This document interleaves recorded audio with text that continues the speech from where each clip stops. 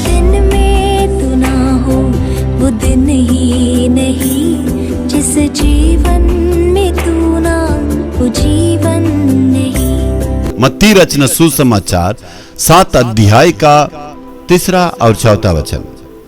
तू क्यों अपने भाई की आंख की तिनक को देखता है और अपनी आंख का लट्ठा तुझे नहीं सूझता?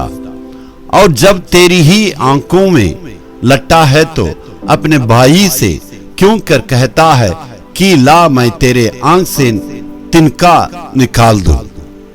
यहां पर समस्या कहां है बने, कहां पर कमी है? यीशु साफ साफ यहां कहता है आंख में समस्या है, आंख की ऑपरेशन की आवश्यकता है, आंख की इलाज की आवश्यकता है।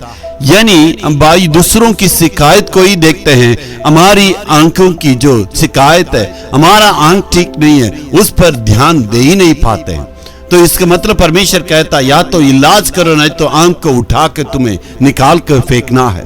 यानी परमेश्वर कहता है अपनी ही कमी को पहले ध्यान दो, उस पर पहले ऑपरेशन करने की आवश्यकता, पहले तुम्हारी आंखों की इलाज की आवश्यकता, यानी खुद सुधार को अपने जीवन से तुम्हें शुरुआत करने की आवश्यकता।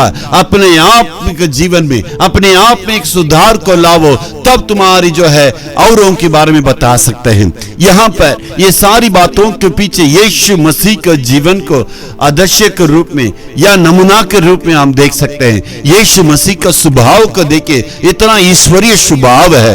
यीशु मसीह हमारे लिए एक नमूना है। उनको मालूम है यहूदास के बारे में, यहूदास चेले के रूप में रहता है। यीशु को शुरुआत से ये मालूम है यहूदास के द्वारा ही मैं पकड़ा जाऊंगा, लेकिन उसके जानने के बावजूद भी जरा से भी किसी को वो संदेह आने नहीं दिया। यीशु ने किसी को बताया भी नहीं है। यहां तक धीरे धीरे यहूदास को समझाना चाह रहे थे, लेकिन यहूदास ने इसकी बातों को, यीशु की बातों पर कभी भी ध्यान नहीं दे पाया। आखिर में वो बुरी चाल चलन में फंस गया। यीशु मसीह की उस ईश्वरीय स्वभाव पर ध्यान दीजिएगा। ये एक युद्ध है, एक जंग है, 2 प्रकार की एक जंग है। यानी आपका विरोध में जो बोलते हैं उसके विरोध में आपको नहीं बोलना, शांत रहना, एक युद्ध का जंग का मतलब है।